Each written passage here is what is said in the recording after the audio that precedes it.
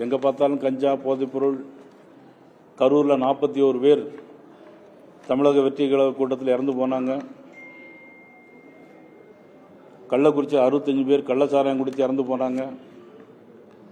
எல்லா குக்கிராமங்களிலும் திமுக ஆட்சிக்கு வந்த பிறகு கஞ்சா, போதைப்பொருள், கஞ்சாவை போட்டுட்டு தான் படுகொலை பண்ணுறாங்க. பல்லடத்தில் ஒரே வீட்டில் 3 பேரை படுகொலை செஞ்சாங்க. ஈரோட்டில் சித்தோடு பகுதியில் தோட்டத்தில் குடியிருக்கிறவங்களுடைய வீட்டில் ஏறி வயதானவர்களுடைய கை காலை தனித்தனியாக வெட்டி எடுத்தாங்க. அதற்கு பாரதிய ஜனதா கட்சி சார்பாக ஒரு ஆர்ப்பாட்டம் நடத்தினோம். அந்த ஆர்ப்பாட்டத்தில் பார்த்தீங்கன்னா போலீஸ் 2-3 பேரை பிடிச்சு அரெஸ்ட் பண்ணி உள்ளே போட்டாங்க. ஈரோடு நடந்த பகுதியில் குற்றவாளின்னு சொல்லி அவங்கள பிடிச்சி உள்ளே போட்டாங்க. அது ஒரு பல்லடத்தில் நடந்த கொலைக்கு 2 பேரை பிடிச்சாங்க. அந்த அக்யூஸ் என்ன சொன்னா அப்படின்னா, சித்தோடு நடந்த கொலையை நாங்கள் தான் செஞ்சோம் அப்படின்ட்டாங்க. முதல்ல சித்தோடு அந்த ஈரோடு பக்கம் நடந்த கொலைக்கு அக்யூஸ் பிடிச்சி உள்ள போட்டாங்க. ஆனால் அதற்கு பிறகு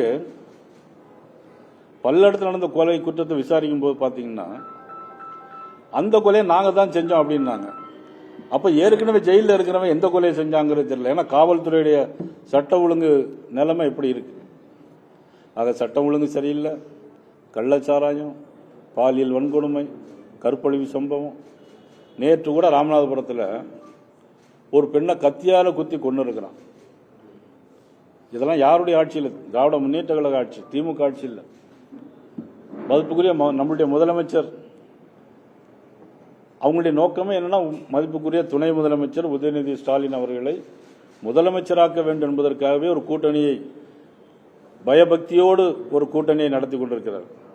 கூட்டணி பலவும் இல்லை, பயபக்தியோடு அந்த கூட்டணி பெயரக்கூடாதுங்கிறதுல ரொம்ப தெளிவாக இருக்காங்க. ஆனால் மக்கள் அப்படி இல்லை. மக்கள் இன்னைக்கு தெளிவாக இருக்கிறாங்க. ஆட்சிக்கு வந்தவுடனே நீட் தேர்வு ரத்து செய்யணும்னு சொன்னாங்க, செய்ய முடியாதுன்னு தெரியும்.